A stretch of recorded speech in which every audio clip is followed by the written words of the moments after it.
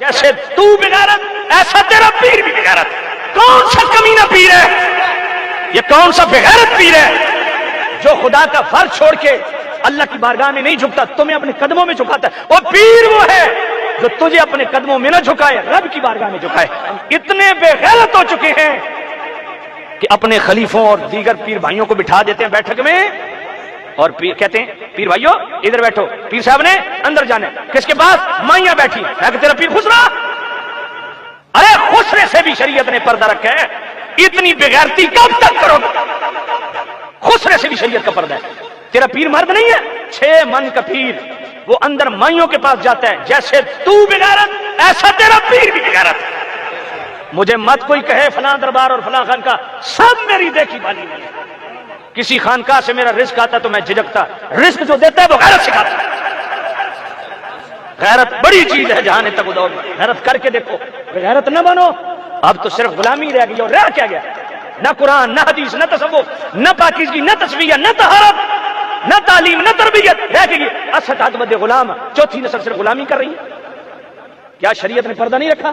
10 تیرا پیر مرد نہیں ہے، اگر مرد ہے تو کیا شریعت کا پردہ نہیں ہے؟ 2023 کا کوئی سجادہ نشین نالائق 2 نمبر نماز نہ پڑھے، پیر اتنا اندھا اعتقاد رکھتا ہے، پوچھو تمہارے پیر صاحب نماز کیوں نہیں پڑھتے؟ مدینے پڑھتے ہیں۔ میں کہ روٹی اکھیوں مریداں دے گھروں لگ دینے، میں کہ اس بغیرت نو مدینے چ لنگر نہیں لبدا۔ میں نے 4 سال پورا رمضان شریف میں نے مسجد نبی میں اعتکاف کیا ہے، 2018 میں نے حج کیا ہے۔ مجھ سے اب قسم اٹھوا لیں ایک دن بھی میں نے اپنی جیب سے نہیں کھایا، سائیاں خود کھوایا۔ یہ کون سا کمینہ پیر ہے؟ یہ کون سا بغیرت پیر ہے جو خدا کا فرض چھوڑ کے اللہ کی بارگاہ میں نہیں جھکتا، تمہیں اپنے قدموں میں جھکاتا ہے؟ وہ پیر وہ ہے جو تجھے اپنے قدموں میں نہ جھکائے، رب کی بارگاہ میں جھکائے،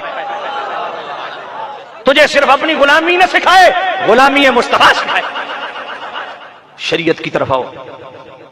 میں خدا کی قسم اٹھا کے کہہ رہا ہوں، کوئی سجادہ نشین ایسا نہیں ہے جس کے متعلق میرے نبی نے فرمایا ہو کہ اس کا چہرہ دیکھنے سے مقبول حج کا ثواب ملتا ہے۔ یہ پیر تیرے گھر بیٹھے، تیرا تیرا باپ ہے، تیری ماں ہے، بس دیکھ لے حج کا ثواب کما۔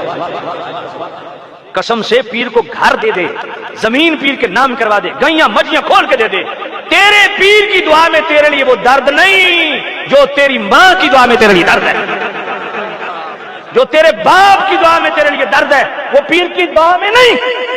کبھی ماں کے بھی پاؤں چومے ہیں ظالم، داڑھی منڈے سجادہ نشینوں کے تم ہاتھ چومتے چاٹتے ہو، کبھی ماں کے بھی چومے، کبھی باپ کے بھی ہاتھ چومے۔ رضا الرب فی رضا الوالدین وسخط الرب فی سخطہما، میرے نبی نے فرمایا والدین کی رضا میں اللہ کی رضا ہے، والدین کی ناراضگی میں اللہ کی ناراضگی ہے۔ ان الجنت تحت اقدام الامہات، میرے نبی نے فرمایا ماؤں کے قدموں کے نیچے جنت ہے۔ کیوں نہیں فرمایا فلاں دربار پہ ماں کے قدموں کے نیچے جنت ہے۔ الوالد اوسط ابواب الجنہ، اور باپ جنت کا مرکزی دروازہ ہے۔ کب یہ پڑے گا؟ کب اتنی منہ کھولتے ہو؟ باپ کوئی سخت بات کر دے، ماں کر دے، اتنا منہ سو جا کے۔ یہ دوستی یاری ماں باپ سے کیوں نہیں ہے جو بیر لگا رہے ہو؟ کیا قیامت آ گئی؟ حضور نے فرمایا قرب قیامت اولاد اپنے ماں باپ کو اتنی زبان کھولے گی اور بیر میٹھی بولیاں اپنے یاروں کے ساتھ بولے گی، یاروں کو اہمیت دے گی اور ماں باپ کو اگنور کرے گی۔